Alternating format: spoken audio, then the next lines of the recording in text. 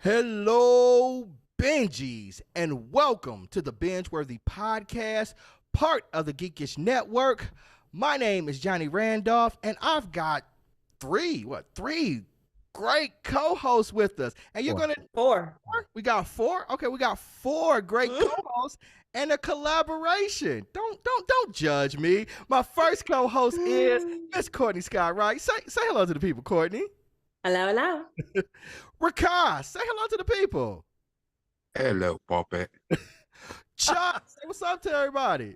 What it do, everybody? We're back. And you may have noticed we've got a new person here. Andy, introduce yourself. How's it going? I'm Andy Lowe from Pod Squadron Podcast. Nice. So we've got a Pod Squadron binge-worthy collaboration. So as you may have guessed, then we're talking something Star Wars tonight. If you are an audience member in the chat, feel free to chime in on anything that we say. Today, we're going to let you know if you should binge watch Disney Plus's The Bad Batch. The thing that we're going to do right now is we're going to go around to each of the co-hosts, and they are going to give their rating on how they rated The Bad Batch. So, Rakai, I'm going to start with you, man. How did you rate The Bad Batch? Straight no chaser. I gave it a 4, full meal. Full meal? Okay. Courtney, how'd you rate The Bad Batch? I gave it a mini meal. Okay, gave it a mini meal.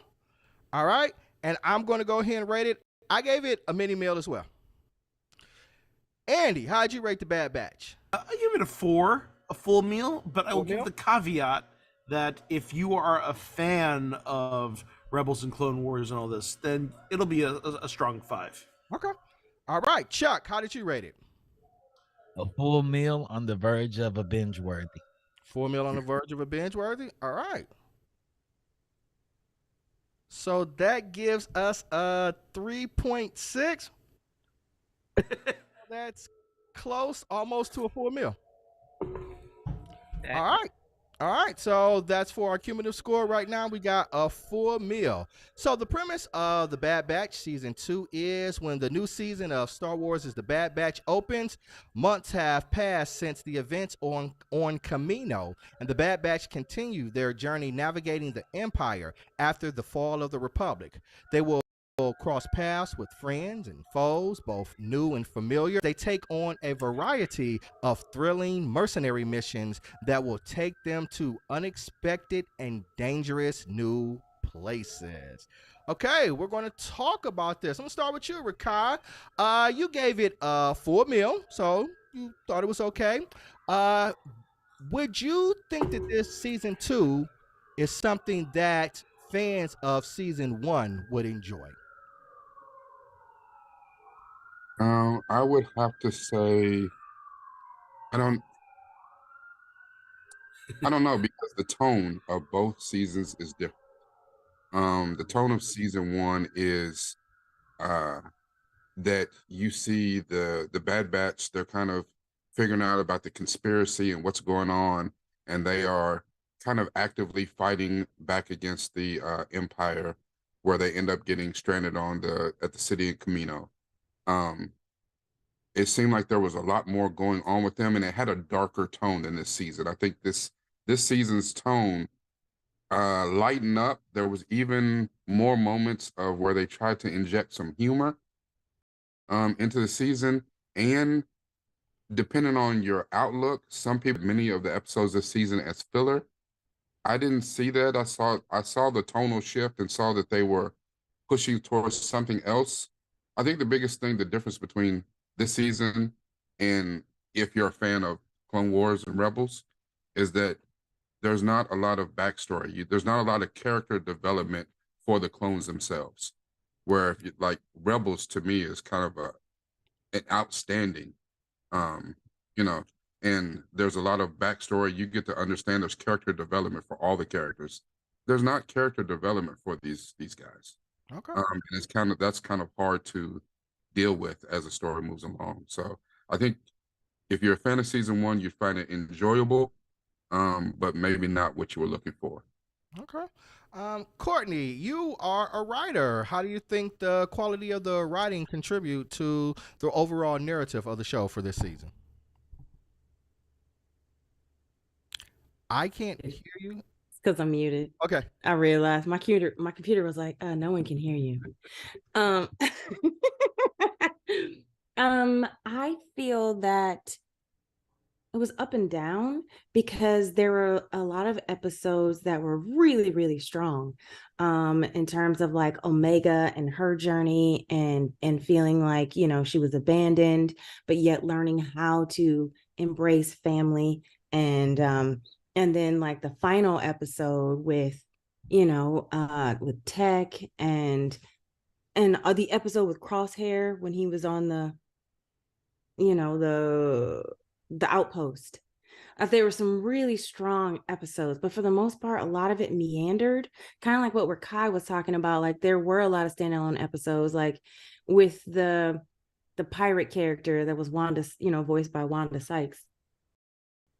Though I really character and I like the levity and the humanity that she brings to her character, there were times that it was it's like, why is she here? You know, like, and not that I don't enjoy her. Like, please know that I did enjoy her character. I just feel like the writers didn't create enough of a bond for the audience to develop a need for her. Do you know what I mean? Like, not need is the wrong word, but like a connection, like she's joined the family now, you know? So, yeah, it just kind of meandered in with parts. 16 episodes, right? You feel like it was should have been a lot of more connections that we had with a lot of things. We had 16 30-minute episodes. But, okay. Yeah. Okay. And 1 hour long. Oh, was 1 hour long? Wasn't the first one. The first one was almost an hour, wasn't it? Yeah, I don't recall. Yeah, I just remember most of them was like 30. I was like, but Jesus, a lot of episodes. Okay, Andy, you're a member of Pod Squadron. You're a devoted Star Wars fan. I know that. So, did you feel that season 2 for the Bad Batch, did it add to the Star Wars legacy? I did. You know, I mean, I think I totally see what you're saying, Courtney. However, I do give it a little bit more credit in terms of, you know, season one. Season one had the inertia of pulling them right out of the events of Order 66, right? So that obviously creates a lot of tension. This season, it's kind of like, well, what happens next? What do we do with ourselves? And you know, and I saw three kind of main themes that were kind of recurring, right? One is this kind of ongoing theme of what happens to the clones after the war, right? It's like, are they men or are they machines? Do they have the right to choose? Do they have their own like identity? And you see a lot of different clones who are choosing to be loyal, or clones that are questioning their loyalty or deciding to defect. Then we have just an overall, you know, what is life after war, right? We get some parallels to, you know, how we treat our own veterans. We get the whole thing with Chuchi, and more of this kind of world building of what is the state of this transition from the Republic into the Empire, and even still how Palpatine himself is still, you know, transitioning and playing all sides to kind of work things towards his advantage. It's also this kind of thing of for the batch trying to figure out, well, what are we if we are not soldiers anymore? Are we parents? We get to see Omega find out what a toy was, right? I mean, all these kind of great little moments that kind of really are about kind of placing these characters. And then the last thing, you know, the last kind of major theme is just sense of responsibility of all of our characters that are are feeling like we're watching the galaxy crumble around us. Do we do more? Do we do less? Do we side with whoever's strongest? We see Sid make a certain decision. We see Echo make another decision. It's all of these things kind of culminate, through the season, and I give it credit for the ambition of trying to hit all of these themes, and basically pick up the pieces of the Clone Wars series and pick up on all of these characters and just the larger world during this time of the transition into the Empire. Yeah, because we are in the early days of the Empire, right? I mean, this is immediately following Order 66. And I don't know about you guys, but what y'all think of that Palpatine scene, how he kind of manipulated to have the clone army disbanded? I thought that was vintage Palpatine, and that was one of my favorite episodes in the season. I thought that was one of my favorite scenes, like, because he's always ahead of everybody else. Always. And that was one of my favorite episodes too. That I thought that was really strong, like the way that, because they kept saying, "Oh, he's not there. He's not there." He hadn't been showing up. He hadn't been showing up to the Senate meetings, and then everybody thought he wasn't paying attention. And then all of a sudden he flies up out of the floor on that, that one like, Senate meeting. Like, I've been here. I've been listening to y'all. I don't need to show up. Yeah, I love how in that particular episode, because we remember that particular episode was the mid-season mark, which was a double episode as well, about the conspiracy where they brought in Senator Chuchi, and then the clone had his number wiped.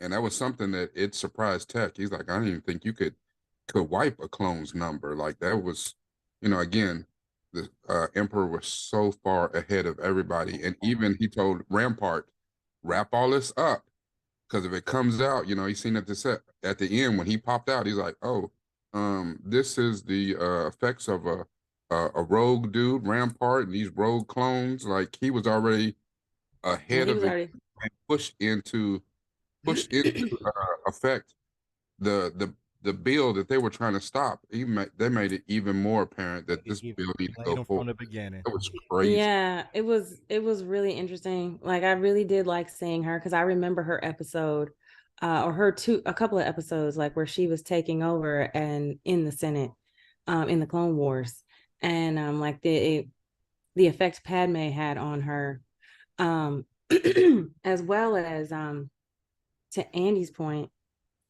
I think another arc that I didn't even realize, was the redemption of Crosshair, and really breaking through his, good soldiers follow orders. And just the concept of what it means to be a good soldier, and to finally break free of that when he made the choice to kill his commanding officer. That was a really strong thing, to finally see him make that choice, and even him trying to reach out to his team, to let them know. But at the same time, I got tired of them trying to save Crosshair, and this whole like, oh, we got to go back. Y'all had a good thing going on, little Pabu. You know what I'm saying? You survived the tsunami and the earthquake. And then, oh, we gotta, we should check. Hunter, well, I don't trust him. It could be a setup, but we're gonna go anyway. Y'all could have left Omega at home. Let's be honest. Y'all could have left Omega at home. Early in the season, they set up where Crosshair was questioning, his worth to the Empire, and his own individuality, in the episode that had Captain Cody in it. Yeah, that's the solitary clone. That was a great episode. Yeah, it's fantastic. Yeah, that was Captain good. Cody, because we knew about Captain Rex being in the mix, but to see Captain Cody was fantastic. And then at the end of the episode, yeah, especially since the last time we saw Cody, wasn't that when he was with Ahsoka? Yeah, and he was the one who tried to take her. Mm-hmm. Yeah. And so, Chuck was making a point. Chuck, you were when we were talking about the Palpatine episode. You wanna say something? Do you want to finish your thought? Oh no, we can keep moving. Are you sure? Okay, well, so let's talk about the quality of the animation, man. Give me your Chuck. Give me your expert opinion about the quality of the animation for season 2. Actually, I think the animation could have been better in season 2. The walk cycles were all the same. The animation could have been better. What was really good was the models and the textures of the models, but I think it felt like the animation was kind of rushed. As I was watching them run or walk, it feels like they were sliding across the ground. And however, the actual particle visual effects of the animation and the lighting of the scenes was done better this time. I think they should have spent more time on the animation itself. So you think season 2 was the animation was less than it was in season 1? I wouldn't say it's less than, it's about the same. And so far with this style of animation from actually the Clone Wars up to now, it's always gotten better. And for it to be stagnant is what bothered me the most because it felt like it was stagnant. The facial expressions were somewhat better. They got better control of the eyes and the brow folds. But outside of that, I was expecting much more from them. You know, on that note, we came into this right off of Tales of the Jedi, you know, and that was Dave Filoni basically going, "Hey, I just watched Bad Batch season 1. You have access to all these better, like what you're saying, like light textures and like all the minutia and atmosphere and stuff. I want to play in this, right?" And I think that's the unfortunate thing of coming right out of Tales of the Jedi, where you can see he spent some time with these little 15-minute episodes to really go, how do I milk the emotion? How do I have 15 minutes with barely any dialogue and get these performances of these models to really like emote something? Yeah, that's it. And I know this is another one of the reasons why I gave my caveat of there are a lot of people who cannot get past these character models, the kind of blocky character designs from Clone Wars all the way to the present day, right? And I know that's a big a block for a lot of folks, of the animation style. I actually like the art style. I've always liked this art style. I thought it was a good art style. And so like you said, they just had a series where they put a lot of love into the models and animations, and to come back to this is like, whoa, did y'all rush this? It felt like this was rushed. How far do you think they were in the production schedule on season 2 of Bad Batch? When they did Tales of the Jedi, because it would seem like after having something like that, that maybe you put more love and care into season 3. Like Or a different company, maybe a different company. I mean, they I think outsourced. it's just Filoni's hand too, right? I mean, Yeah. it's Filoni wanting. I mean, that was Filoni wanting to play with the new toys, right? Yes, it was. It was like, hey, I'm putting my eye on this, and not just the show's showrunner and the directors of the episodes. There's Something special you can effects, see. and I don't know if it's the same as the animation, but like their special effects and everything at Marvel is always under fire. Didn't they just fire their president of it because it's come under the fire? The hard work, the last minute updates, all of those. Yeah, that's been coming out like more Yeah, and more stories. I think they just fired the head of it because of those types of things. So maybe this was kind of the last straw that they didn't push the envelope, because that's like Marvel. That's kind of what Star Wars is, kind of what we expect. Something beautiful. But they probably use the same studio they've always used, and they're probably not paying them a lot more money Mm. to do the work. on top of that, they're probably, what I'm saying, between Star Wars and Marvel, and no telling what other contracts they have, what other work they got to do. I mean, they're cracking the whip on getting stuff out to the public. So, I mean, they're probably working, you know, around the clock. Yeah, we're definitely kind of still at the tail end of the Chapek era too, right? Where that was, clearly there was an emphasis in quantity of content versus quality. And at least Iger, I'm not an Iger apologist, but at least for now, he is very much preaching this idea of we need to get back to quality as opposed to quantity. Let's have less programming and make sure it's good. And we're even hearing about Armor Wars, which was supposed to be a streaming series, and now it's a feature. And I'm like, man, you have Don Cheadle. Why are you trying to put him on a streaming series? He gets a feature, goddammit. That's Academy Award winning Don Cheadle. Put him in a goddamn feature. Yeah. I think. Wait, so Armor Wars is now going to be a feature? Yeah. Oh, good. Is that what Iger came and said? Mm-hmm. I think so. Happened? Is that what we think happened in that room? What are you doing? No. Maybe he said it just like that. He's like, "You got a damn Academy Award winner on a streaming service. Put this damn guy in the movie." I mean, I love me some Don Cheadle. Y'all, he's definitely worthy of an Academy Award. I think he was a nominee. He was nominated for Hotel Rwanda. I know that. Hotel, yeah. He should have won. Did he not win? Oh, He I didn't thought win. he won. I don't think he's won. He should have won. Yeah. All right, Courtney, voice acting. We know it can sync an animated property very quickly. It's a skill, and not every actor can do it. I was surprised to learn that Dee Bradley Baker, she voiced for all the Bad Batch. Dee this a Bradley good Baker idea? is a man. Okay. Yeah. I mean, he's been doing it since the Clone Wars. Like every single clone sounds completely different. Ooh, and yet they have the same timbre and the same vocal quality, but yet some of them have accents, some of them have a deeper range, some of them have he is the master. He is one of the greats. He's right up there with Gray, and I'm blanking on her last name. Gray DeLisle. Yes, thank you. He's right up there with her. Like he is like, I want to take a master class with him. So he is just phenomenal. Like I was listening to Hunter talk to Echo and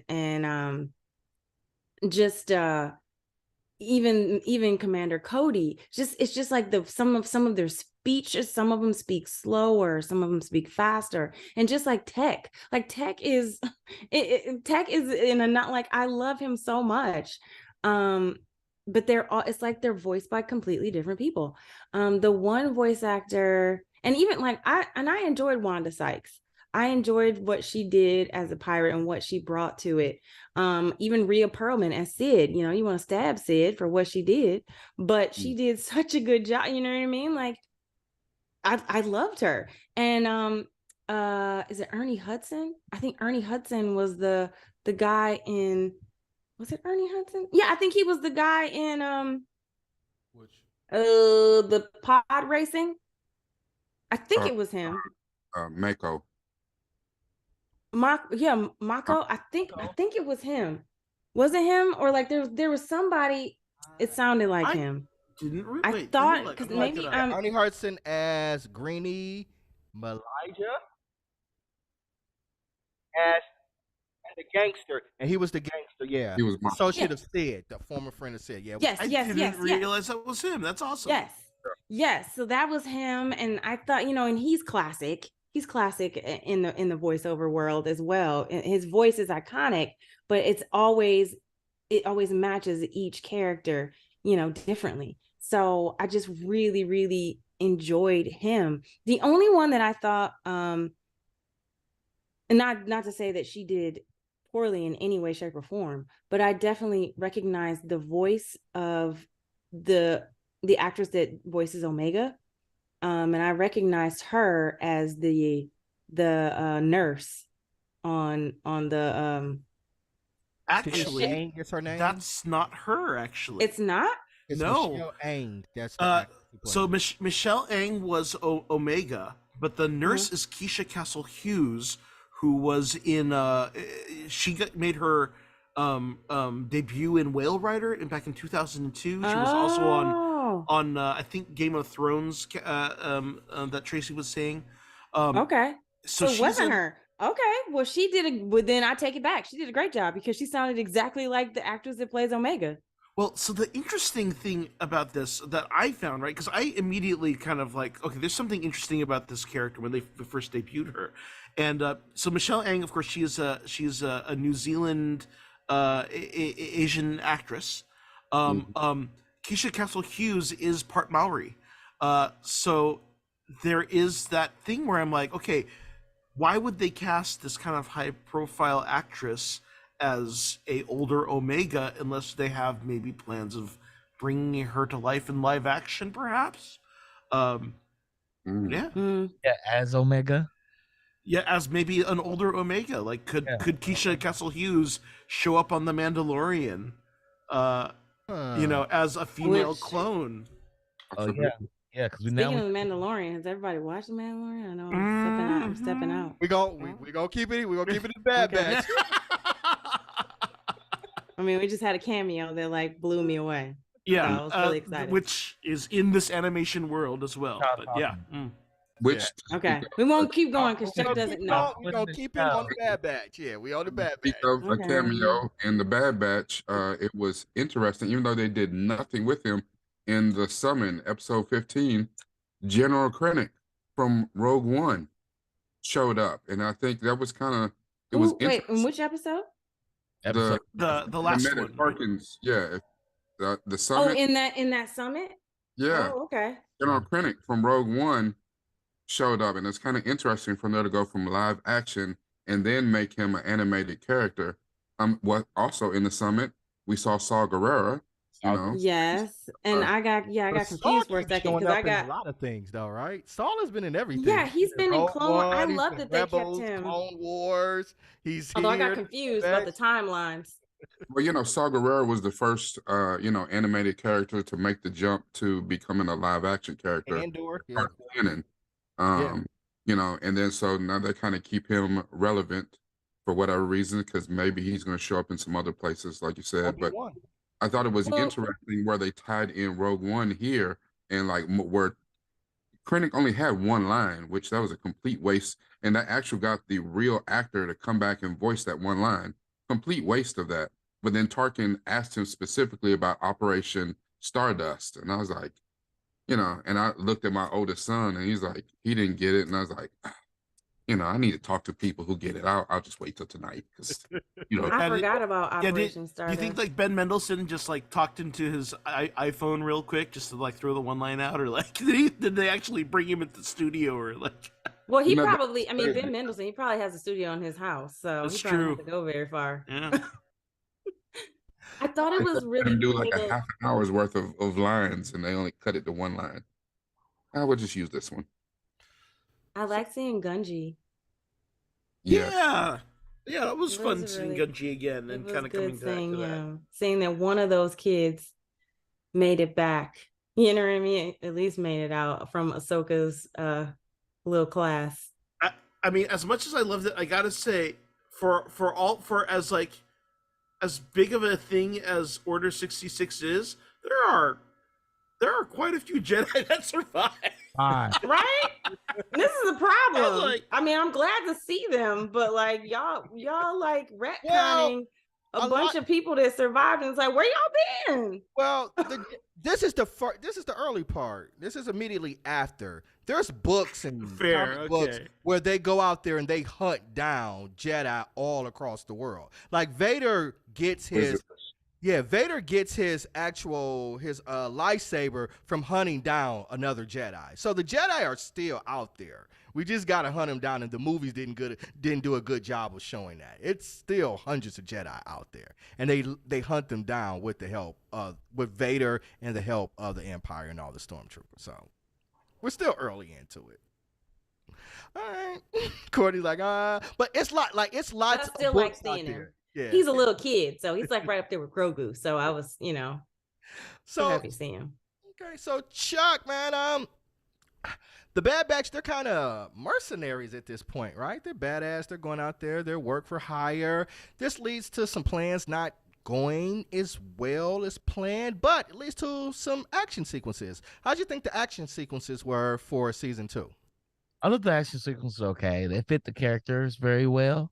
The situations they were in. I like the growth of Omega. I think her growth shows that she was a teenager and she was trying to figure it out, right? She never had a family. She's trying to figure it out. And so she was sometimes reluctant to go into the battle, but she was training for the battle. And I thought everybody did their role. Everybody played their role. I found it interesting when Echo left and said, like, I have to go do this.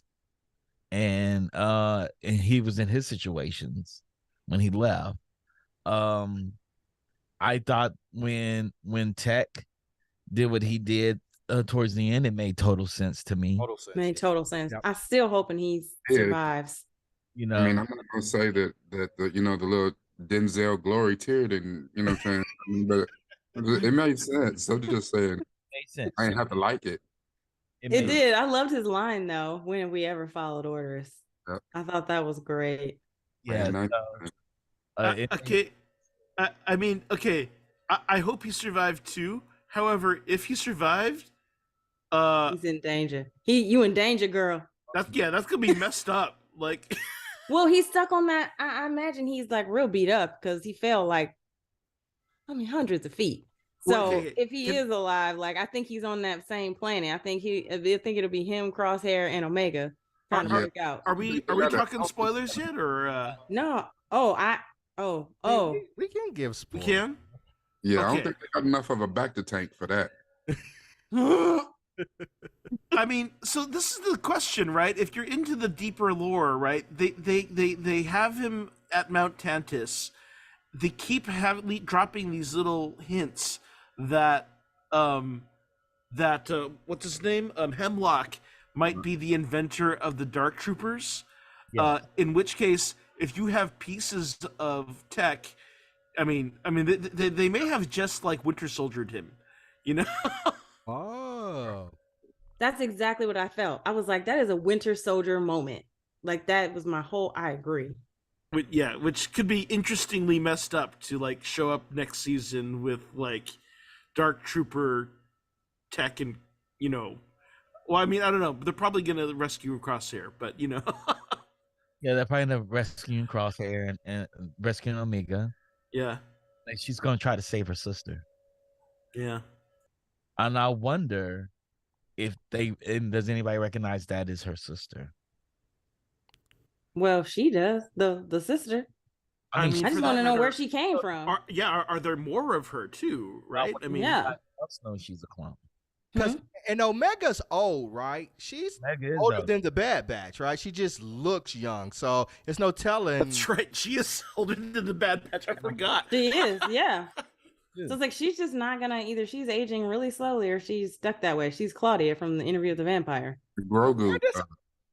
And where does she end up, right? Like, I don't know. Like, where does Omega end up? Because there's no traces of her in subsequent shoes. Abu. That's also telling. Pabu. I feel like I feel like that was foreshadowing. Like I feel like they're all because we don't see any of them anymore. So I feel like they all end up on Pabu just chilling. Just chilling, You know. relaxing.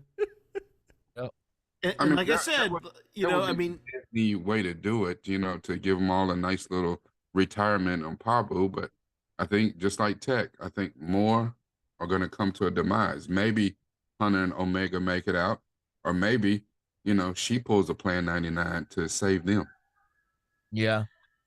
and like I said, it seems like a big cast to cast Keisha Castle Hughes just for a voice role, right? I mean, she could pop up as old Omega somewhere else. Like where? Like where does Omega have her doesn't growth age. spurt?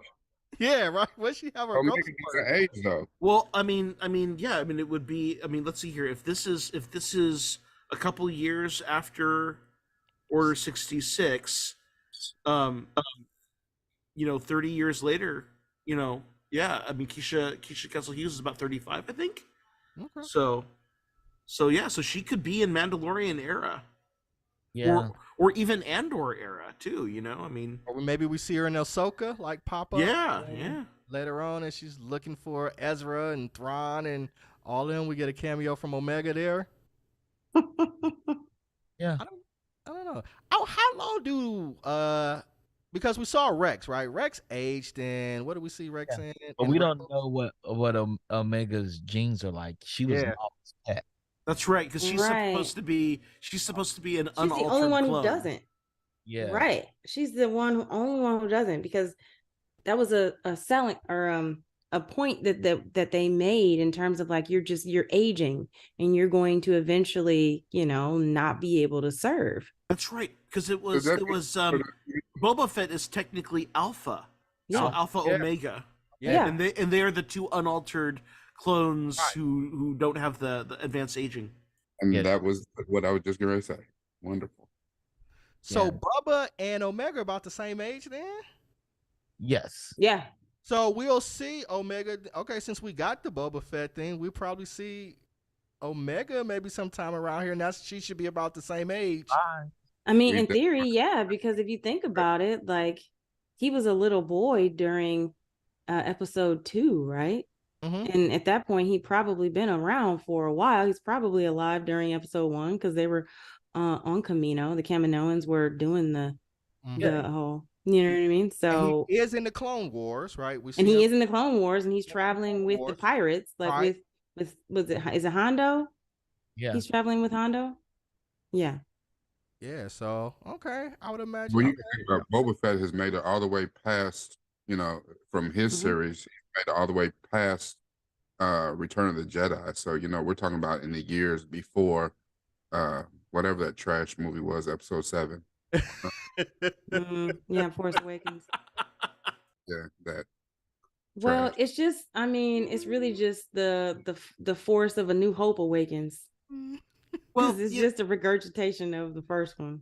I mean, here's the thing too, right? I mean, between this and Mandalorian, and I'm not going to talk about Mandalorian, but I mean, it's like you can see in both of these shows, I mean, Dave Filoni, I mean, I think we can say that the Clone Wars series did make like the prequels better, right? You can kind of feel him laying the groundwork to try and like do some apologizing and fixing. Well, I think that's what they're doing now. This is like the apology tour, like the Mandalorian, Rebels, Ahsoka's coming, and Tales of the Jedi, like this is Tales of the Jedi, like even just the creation of the character Ahsoka Tano. Yeah, totally. Like, do you know what I mean? Like Star Wars character, one of the best. One of the best Star Wars characters ever written. Yeah. Well, and so that's the thing. Interestingly enough, right? I mean, here we're meeting, what's his name, Dr. Hemlock, and we just had an episode about Dr. Pershing's, right? So like there is this like legacy of cloners that we are experiencing at different times in this timeline. Yeah. And the Empire is the party of science. That's their claim. They're the party of science. The Death Star is a scientific marvel. I don't care what you say. It's a scientific. It blows up planets, right? In Rebels, that old dude who was in the mines, he was talking about the history and the lore. The science guy who's creating the clones. Palpatine used the clone. I mean, the movie's trash, but Palpatine used the clone to like survive. They're the party of science. Yeah, he made some Horcruxes. So yeah. Yeah, he made some Horcruxes. Oh God. They are the Nazi party. The Nazi party is the party of science. Yeah, they absolutely are. Because I was thinking that when I was looking on the Outpost episode when they had the Lieutenant Nolan, who really was like the blonde haired and these ice blue eyes, and it was just so even if you look at Omega and what I think that she was kind of like this idea of a perfect child, which is like Michelle Ang clearly is of Asian descent, but you've got this little blonde haired Omega. You know what I mean? Like Boba Fett looks like he is ethnically diverse, even throughout when he was younger in the first one. Do you know what I mean? And even in the animated series in the Clone Wars. But yet now we have Omega as a blonde haired little white girl who at times turned into a little annoying Karen. I was like, if you don't go down that thing and do what Hunter told you to do, you out here like running around talking about I'm gonna save him, and then she got annoying. I was like, the first person come behind you and knock you out. You gonna get us all killed. This is all your fault. Let me get my bow and arrow. I just watched Hunger Games. Right, you know what I'm saying? I'm out here trying to be like Katniss Everspace. And I'm like, if you don't sit down right now and just do, I can't lose anybody else. So you make sure that they're all about to die. Can't. Yeah, it got. She was like sweet toothed at times. I was just like, But she's a teenager trying Yeah, to you don't tell a teenager that. When do we ever follow trying to directions? be a family member, a bunch of soldiers, and not just regular soldiers, the Yeah. best version of those soldiers. Right, but she should have went with the little AZ to go and find Echo because she's still 4'9". Not going to do that. She's trying to prove him that she's valuable. You have to think she overheard the conversation between Hunter and Echo talking about we're in this situation because of her. And she's trying to earn her worth. She's trying to get her value back. And she you never forget that. And that's all because Hunter, for real, Hunter was in his feelings because he felt so betrayed by Crosshair at the end of season 1. And now they didn't pick up Omega, and he's just like, kind of like to what Andy was saying. Who are we and what do we do now? Like, and I've been thrust into being a parent, and and now we're on the run. Like, maybe there is something else for us out there. And Echo's like, we got to do more. And that was why Echo left in the first place. It's like, we have to fight. We got to do it. Whatever we can.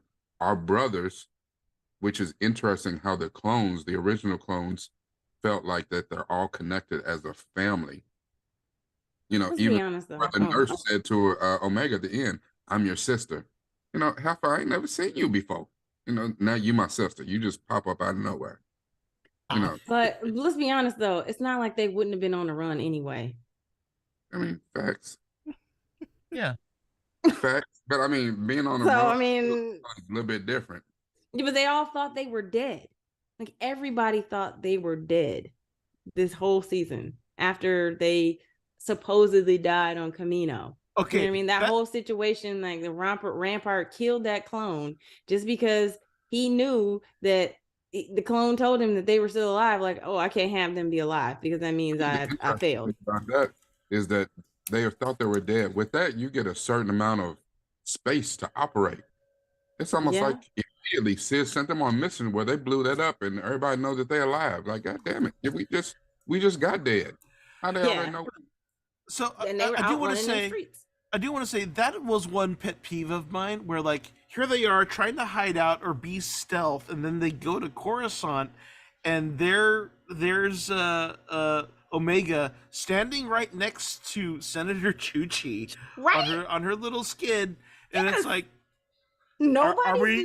are we not like hiding anymore? Nobody sees what's going on. We out here in the capital of the empire, just living our Right. best life. And the emperor, who is living up underneath the stage, feels all the force. You're not gonna tell me he like, you know what? I sense a little something. Hey, I'm gonna go find her. there's my prototype Snoke. Give me back. The only reason I don't complain about that is because sometimes to hide in plain sight is one of the best things. She didn't even change her hair. You would be. They don't know what she looks like. Sabine Wren changed her hair every other episode. They don't know. She can't get a hat. She's growing up. She's not the same type of girl. All right. She can't get a hat. I mean, she probably would still look like she look on the back of a milk carton. Get her some glasses. Or maybe you just don't think she has the audacity to be like, damn, we're not going to just. That can't be her. Right, it can't be her, Like if we saw Obama Definitely walking can't down hear the you. street, we ain't gonna be like, nah, that can't be Obama. Just walking out here alone by himself. So maybe, I don't know. All right, let's re-rate this thing. Chuck, how you gonna re-rate it? Full meal. Full meal? All right. Courtney, how are you going to re-rate it? Well, like I did. Okay. I think I'm gonna go to a full meal. All right, you gonna Just go. because I did like there were some really strong, I forgot about some of the strong episodes and the strong callbacks. I do still think it meandered at times. I think that I did not, if I had not had to watch this show, I still would be watching it. It still would be in my queue, and I would come back and watch it every other episode. In a couple weeks, I would have finished it, maybe. Okay. So, Full meal? All right. Rakai, how you gonna re-rate it? I think I not meandered for me. The word is not meandered. I did, and I still don't think those are filler episodes. I thought that they really kind of pushed forward the point that the Bad Batch is trying to figure out who they are and what's the next phase of their life. Like, do they want to still keep fighting the good fight, or should we transition to something else? Because this may not be They working. asked that question. They literally asked that question. Yep. Yeah, and and they're literally like in that first episode where they saw, which I thought was interesting, the dude on that when they were trying to get Dooku's money, his Oh, yeah. that old dude in the little shack, his name was Romar. I thought that was hilarious. It would have been more funny if he was black. Well, that's his brother, right? That's the only other Romar I've ever met in my life. Yeah, I was like, what the hell? But that dude, kind of showed them that, while they're out doing whatever they're doing, that, the galaxy is literally falling apart around them. So, for me, I'm still on a full meal. Okay. I did like the direction that this is going. So I'm still keeping mine at a mini meal. It was just an okay series to me. Meandered is the word that's been thrown around a lot. I didn't think we needed all 16 of those episodes. I don't know. I don't know if they were fillers and it didn't necessarily connect as well. So I'm gonna keep mine at a mini meal. All right, Andy, bring us on home, man. How you gonna rate it? Yeah, I'm gonna stick with a full meal. Again, and making allowances for there's things in the animation that I know don't connect to people. I think there's so much world building happening in here that is exciting to see. Seeing this era of the timeline is really interesting. And then just on kind of the silly fun side of things, one, it's like all of these New Zealand actors, all of these New Zealand accents, not just D. Bradley Baker, but of course, Michelle Ang, and bringing Keisha Castle Hughes, and bringing I can't remember the actress who voices Chuchi, but it's like another New Zealand. It's just like let's get all the New Zealanders on, all the Kiwis. The other thing that I just really found very fun about this season is that there was a total on the DL like thematic homage to Indiana Jones throughout, whether it was like recreating getting into a tomb or recreate in this last episode Omega does the whole thing where she does a standoff with the bad guy and she's like let them go, and which is like right out of Raiders of the Lost Ark when they're carrying the ark. What else they do with the Temple of Doom moment when or no, they do the moment with from Last Crusade where it's like, oh, I can just reach the thing, the MacGuffin. It's like, no, let it go, right? It's like a bunch of these little homages to various Indiana Jones moments or tropes, which was like, I see what you're doing. there's an Okay, Indiana Jones movie coming out or something. With Lucas Films, but all right, so that gives us a total of 3.8. We'll round that up and we'll make it a full meal. So cumulatively, the Bad Batch, we're giving it a full meal. Cool. Rikai, you got anything to say before we head out? No, not really. I thought this was a great discussion. What are we looking at next week? Swarm. What? Swarm. Warm. Okay, well, Yes. heard that. Yes. Oh, okay. Amazon Prime. Swarm. It's Donald Glover's. It's Donald Glover's new psychological thriller.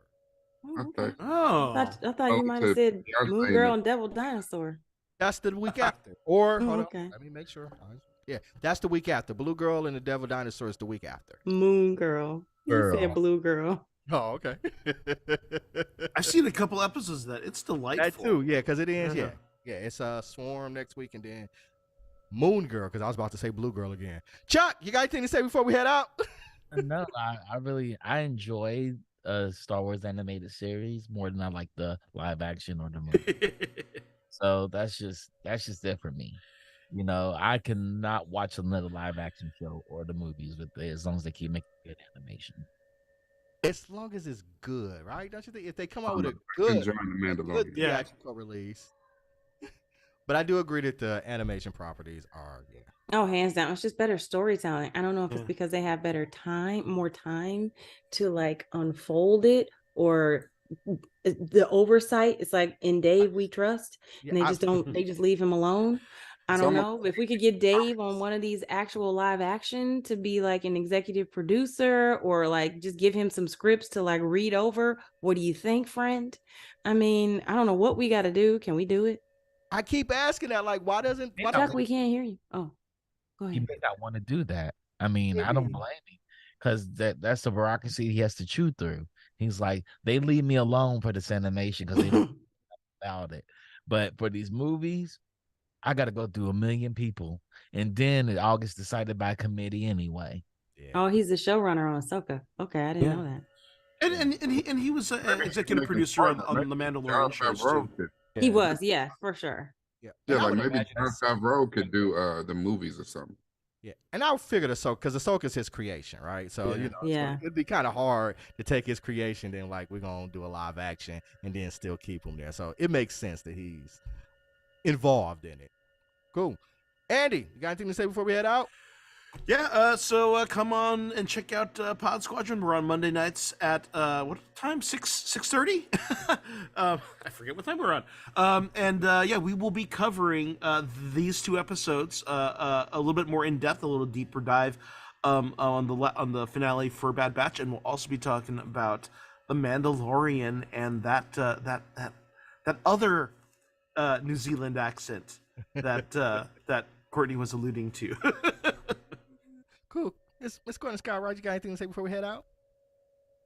No, good luck and good night. All right. Well, guys, as I always say, BingeWorthy, the Geekish Network. We're our organization. We're powered by people of color. We've got people of color in front of the camera, behind the camera. We want you guys to support us. So subscribe to us if you're on YouTube, like us. We're on Twitch. We're on all podcast networks. YouTube. Support us. You know, because we doing really cool shit. Shouts out to Digital Click for keeping us looking good. Shouts out to Rodney, our technical director. And with that being said, we mentioned it a little bit. Next week we're going to be doing Swarm. So come back here, same geek time, same geek channel. We'll talk to you guys later. Peace. Bye.